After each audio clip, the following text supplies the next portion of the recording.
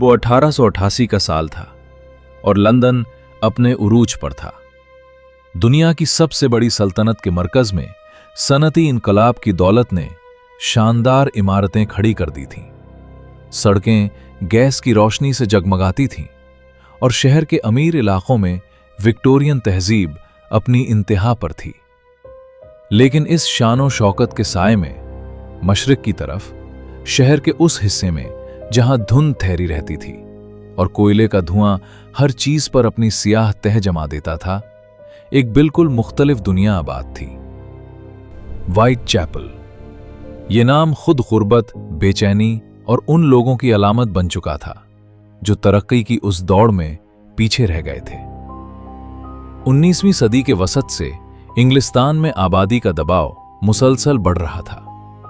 बड़ी तादाद में आयरिश तारिकीन वतन जो अपने मुल्क में कहत और बेरोजगारी से भाग रहे थे, लंदन के मशरकी किनारे में आकर बस गए। 1882 के बाद सूरत हाल मजीद पेचीदा हो गई जब रूसी सल्तनत में यहूदी मुखालिफ फिरका वाराना तशद्दुद के बाद यहूदी पनाह गुज़ीनों की एक बड़ी लहर ने मशरकी यूरोप से इन्हीं सुस्ती बस्तियों का रुख किया। इन तमाम लोगों के लिए जगह तंग थी, काम कम था और हालात दिन ब दिन खराब होते जा रहे थे। व्हाइट चैपल की गलियां तंग, गंदी और रोशनी से महरूम थीं। मकानात कच्चे थे और सफाई का कोई निजाम नहीं था। लोग चूहों और बीमारियों के साथ एक कमरों में ठिसे हुए रहते थे। इस जगह ने गुर्बत की एक नई नस्ल को जन्म दिया था। मर्द बंदरगाहों पर, फैक्ट्रियों में या गलियों में कोई ना कोई काम ढूंढ लेते, लेकिन औरतों के पास बहुत कम रास्ते थे। उनमें से बहुत सी ने जिंदा रहने के लिए जिस्म फरोशी का सहारा लिया। अक्टूबर 1888 में मेट्रोपॉलिटन पुलिस के अंदाजों के मुताबिक सिर्फ व्हाइट चैपल में कम से कम 1200 औरतें इंतहाई निचले दर्जे की तवाइफें थीं और यहां तकरीबन 62 कोठे मौजूद थे। ये औरतें रात को 4 पैंस जमा करने के लिए सड़कों पर निकलती थीं ताकि मुश्तरका छांव वाली सराइयों में एक चारपाई खरीद सकें और रात गुजार सकें। इनकी जिंदगी खतरनाक, गैर यकीनी और बेहद मुख्तसर थी। ये वो गलियां थीं जहां 1888 के मौसम खज़ा में तारीख का सबसे बदनाम जमाना कातिल उभरा।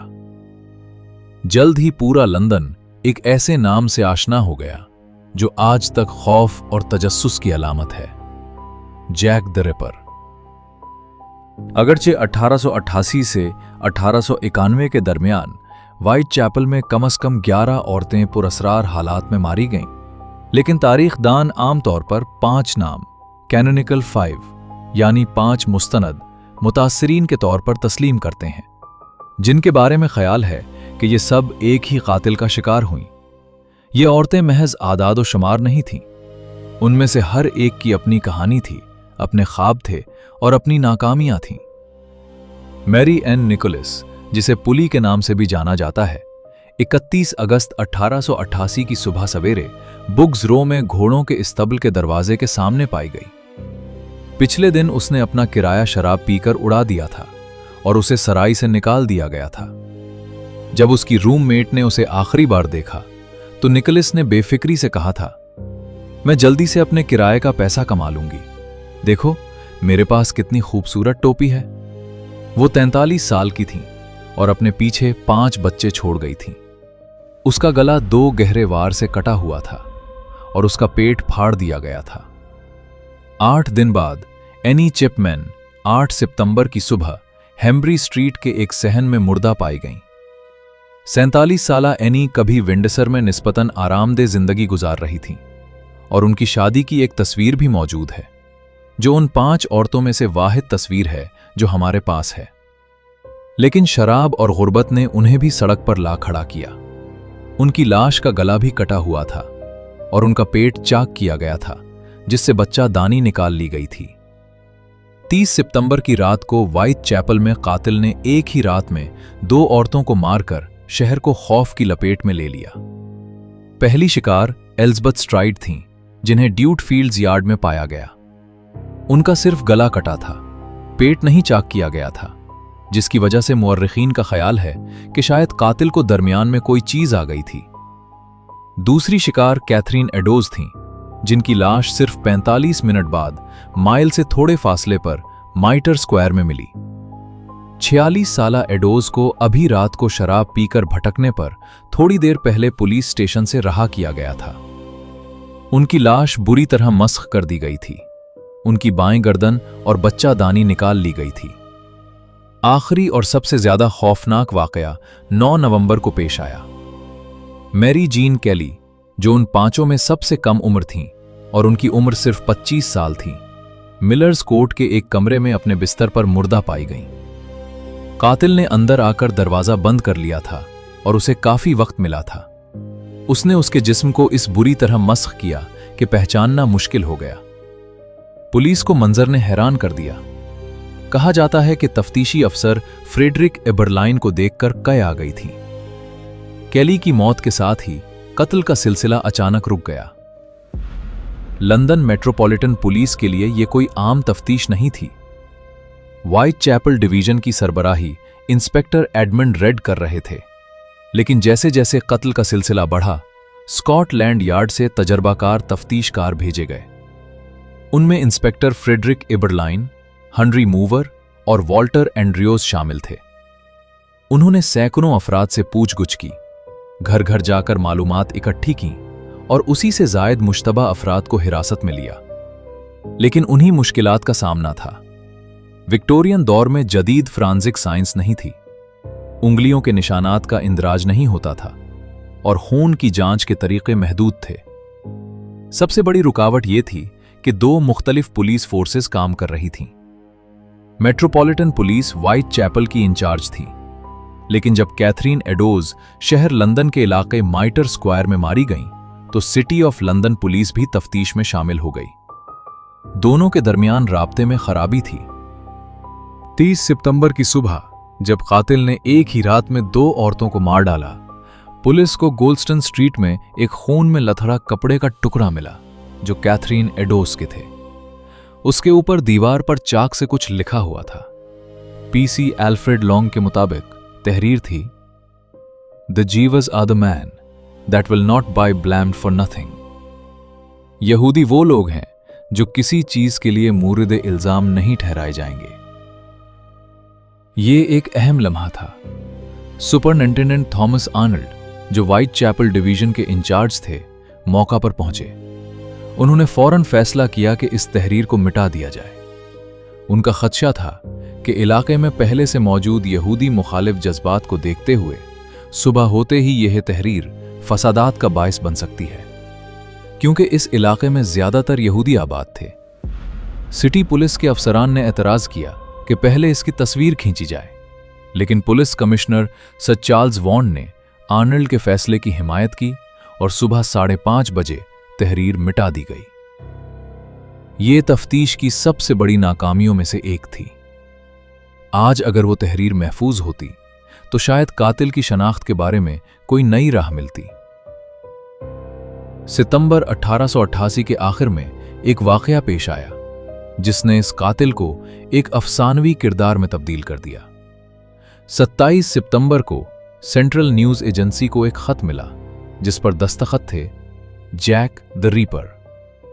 पुलिस ने पहले तो उसे मजाक समझकर नजरअंदाज किया, लेकिन 3 दिन बाद जब एलिजाबेथ स्ट्राइड और कैथरीन एडोज एक ही रात में मारी गईं और एडोज का कान जुज़वी तौर पर कटा हुआ था, जैसा कि खत में धमकी दी गई थी, तो इस खत को संजीदगी से लिया जाने लगा। इसके बाद एक पोस्ट कार्ड भी मिला जिस पर सीसी जैक के दस्तखत थे, जिसमें डबल इवेंट, एक रात में 2 कत्ल का हवाला दिया गया था। ज्यादातर माहिरीन का ख्याल है कि ये खतूत किसी सहाफ़ी का काम थे जो अखबारात की फरोख्त बढ़ाने के लिए लिखे गए थे, लेकिन एक खत ऐसा था जिसने पुलिस को हिला कर रख दिया। अक्टूबर के वसत में जॉर्ज लिस्क, जो व्हाइट चैपल विजिलेंस कमेटी के सरबराह थे, को एक छोटा सा डब्बा मिला। इसमें एक इंसानी गर्दन थी जिसे शराब में महफूज किया गया था। साथ में एक खत था जिसमें लिखा था कि यह गर्दन कैथरीन एडोज में से एक औरत की है और दूसरा आधा हिस्सा उसने तल लिया था। तिब्बी मुआयने से मालूम हुआ कि गर्दन का ताल्लुक दरमियानी उम्र की औरत से था और उसमें अल्कोहल मौजूद थी, लेकिन यह साबित नहीं हो सका कि यह एडोज ही का था। जैक द रीपर की असल शनाख्त दरियाफ्त करने की कोशिश में 100 से जायद नाम सामने आ चुके हैं। इनमें से कोई भी हतमी तौर पर साबित नहीं हो सका। पुलिस ने सबसे पहले जॉन पाइजर को गिरफ्तार किया, जो एक मकामी यहूदी मोची था और लिथर एप्रून के नाम से मशहूर था। पुलिस ने उसे तफ्तीश के लिए हिरासत में लिया, लेकिन जल्द ही छोड़ दिया जब उन्हें मालूम हुआ कि कई कत्ल के वक्त इसके पास मजबूत गवाह मौजूद थे। Assistant chief constable sir Melville Macnaghten ने अपनी 1894 की याददाश्त में 3 नाम लिखे। इनमें से एक मॉन्टिंग ड्रॉइट था, जो एक वकील और स्कूल टीचर था। ड्रॉइट ने नवंबर 1888 में खुदकुशी कर ली थी और मैकोनिटन का ख्याल था कि इसका वक्त कत्ल के साथ मिलता है, लेकिन तहकीक से पता चला कि पहले कत्ल के वक्त ड्रॉइट डोरसेट में क्रिकेट खेल रहा था और वो व्हाइट चैपल में नहीं रहता था। एक और मुश्तबा शख्स एरन कोस्मेंस्की था, जो एक पोलिश यहूदी था और बाद में पागल खाने में दाखिल कर दिया गया। मैकोनिटन के अलावा चीफ इंस्पेक्टर डोनाल्ड स्वानसन ने भी अपनी याददाश्त के हाशिए पर लिखा कि कोस्मेंस्की ही कातिल था। 2014 में एक दावा किया गया कि कैथरीन एडोज के जिस्म पर पाए जाने वाले शाल पर डीएनए टेस्ट से कोस्मेंस्की का नाम सामने आया है, लेकिन माहिरीन ने उसे नाकाबिले एतबार करार दे दिया, क्योंकि माइटोकॉन्ड्रियल डीएनए सिर्फ अफराद को खारिज करने के लिए मुफीद है, साबित करने के लिए नहीं। एक और नाम माइकल ऑस्ट्रॉक का था, जो एक रूसी चोर और फ्रॉडबाज था, लेकिन फिर तहकीक से पता चला कि कत्ल के वक्त वो फ्रांस की जेल में था। जॉर्ज चैपमैन, जिसे बोरो पॉइजनर कहा जाता था, एक और मुश्तबा था। कहा जाता है कि इंस्पेक्टर एब्रलाइन का ख्याल था कि चैपमैन ही जैक द रीपर है, लेकिन चैपमैन ने अपनी बीवियों को जहर देकर मारा था, छुरी से नहीं, और इस तरह के कत्ल के अंदाज में तब्दीली बहुत कम देखने में आती है। जैक द रीपर के बारे में जो चीज सबसे ज्यादा परेशान कुन है, वो ये है कि हम कुछ नहीं जानते। हम नहीं जानते कि कातिल कौन था, क्यों मारता था, या फिर कत्ल क्यों रुक गए। क्या वो मर गया? क्या उसे पागल खाने में बंद कर दिया गया? क्या वो जेल चला गया, या फिर वो किसी दूसरे शहर चला गया? कोई जवाब नहीं। ये मुअम्मा खुद इस कहानी का हिस्सा बन गया है। जैसा कि मुअर्रिख जैन रैंडोल्फ फ्लर लिखते हैं, हम आज भी इसमें दिलचस्पी लेते हैं, क्योंकि ये सिर्फ एक कातिल की कहानी नहीं, बल्कि एक दौर की कहानी है। विक्टोरियन लंदन अपनी तमाम तर तरक्की और तहजीब के दावों के बावजूद अपने अंदर ये अफरीद छुपाए हुए था। जैक द रीपर ने न सिर्फ 5 औरतों को मारा, बल्कि उसने उस यकीन को भी चैलेंज किया कि इंसानी तरक्की ने वहशत को पीछे छोड़ दिया है।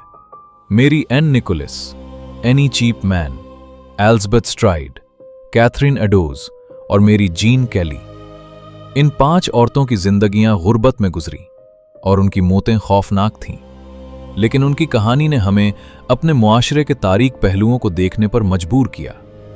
आज जब हम व्हाइट चैपल की इन गलियों से गुजरते हैं, तो वो पुरानी ईंटों की इमारतें और तंग गलियां खामोशी से खड़ी हैं, लेकिन वो अपने अंदर एक ऐसा राज छुपाए हुए हैं जो कभी हल नहीं होगा।